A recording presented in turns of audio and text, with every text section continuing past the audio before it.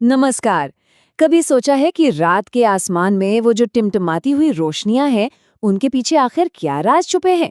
चलिए आज हमारे सौरमंडल की एक शानदार सैर पर चलते हैं और इन रहस्यों से पर्दा उठाते हैं। ये सवाल तो हम सबके मन में कभी न कभी आता ही है ना? तो चलिए आज एक एस्ट्रोनॉमर की तरह इन सवालों के जवाब ढूंढते हैं और देखते हैं कि हमारा ये ब्रह्मांडीय घर, ये कॉस्मिक होम आखिर दिखता कैसा है। तो इस सफर को शुरू करने से पहले चलिए कुछ बेसिक चीजें समझ लेते हैं। ये हमें रात के आसमान को बेहतर ढंग से जानने में मदद करेंगी। सबसे पहली और सबसे जरूरी चीज है खगोलीय पिंड। अब ये क्या होता है? सीधी सी बात है, आसमान में दिखने वाली हर प्राकृतिक चीज, चाहे वो सूरज हो, चांद हो, दूर टिमटिमाते तारे हों या फिर वो ग्रह जो दिखते तो तारों जैसे हैं पर हैं कुछ और। अच्छा, तो इन खगोलीय पिंडों में एक बहुत बड़ा फर्क होता है। एक तरफ हैं तारे, जो असल में गैस के बड़े बड़े धधकते हुए गोले हैं जिनकी अपनी रोशनी और गर्मी होती है, जैसे हमारा सूरज। और दूसरी तरफ हैं ग्रह, हमारी पृथ्वी की तरह, जिनकी अपनी कोई रोशनी नहीं होती। ये तो बस अपने तारे की रोशनी को चमकाते हैं।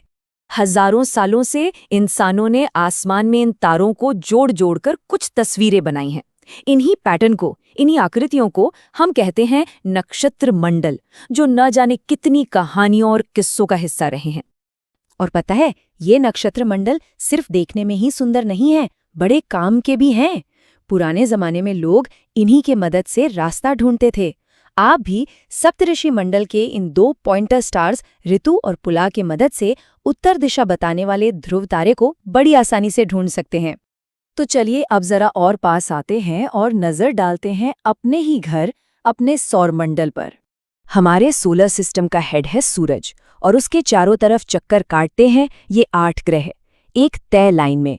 सूरज के पास है चट्टानी ग्रह और फिर आते हैं गैस के बड़े बड़े दानव, बुध, शुक्र, पृथ्वी, मंगल, बृहस्पति, शनि, अरुण और वरुण। अब एक मजेदार बात, हमारे सौरमंडल में एक तरह की बाउंड्री लाइन भी है।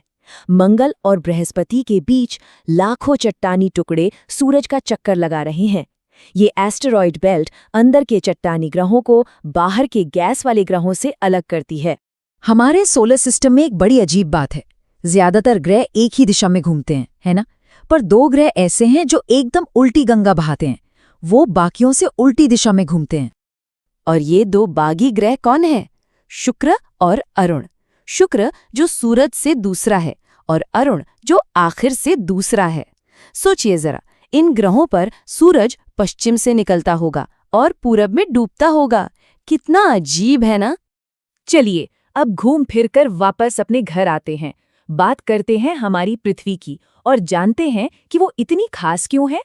जब अंतरिक्ष से पृथ्वी की तस्वीरें देखी जाती हैं तो वो एक खूबसूरत नीले कंचे जैसी दिखती है।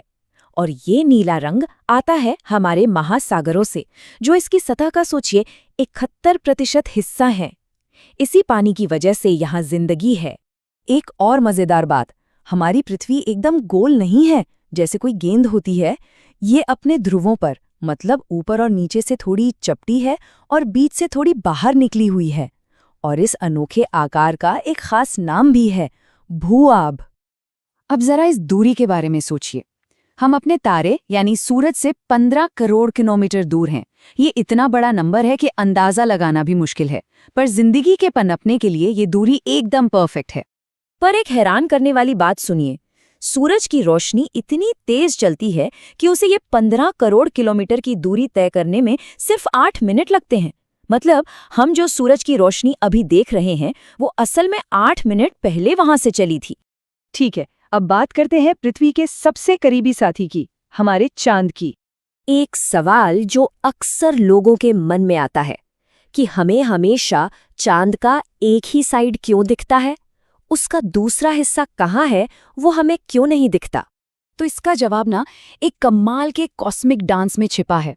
देखिए, चांद को पृथ्वी का एक चक्कर पूरा करने में लगते हैं 27 दिन।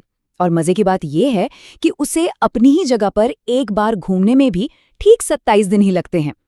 इसी तालमेल की वजह से उसका एक ही चेहरा हमेशा हमारी तरफ रहता है। चलिए अब अपने इस टूर के आखिरी पड़ाव पर चलते हैं और नजर डालते हैं कुछ और छोटी मोटी चीजों पर जो हमारे सौर मंडल में घूम रही हैं।